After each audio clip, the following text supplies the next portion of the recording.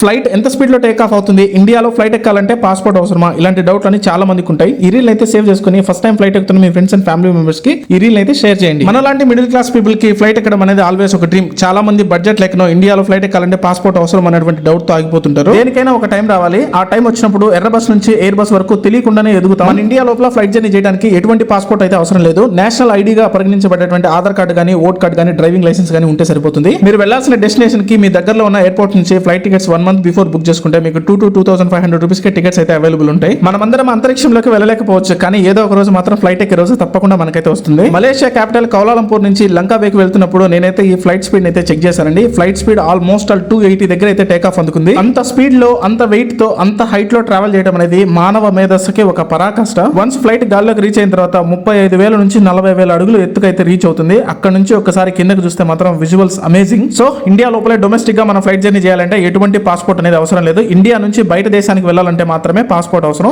ఈసారి ఇలాంటి భయాలన్నీ ఏం లేకుండా హ్యాపీగా ఫ్లైట్ జర్నీ అయితే ఎంజాయ్ చేయండి. ఫస్ట్ టైం ఎవరైతే ఫ్లైట్ ఎక్కాలనుకుంటున్నారో మీ ఫ్రెండ్స్ అండ్ ఫ్యామిలీ మెంబర్స్ కి అయితే షేర్ చేయండి.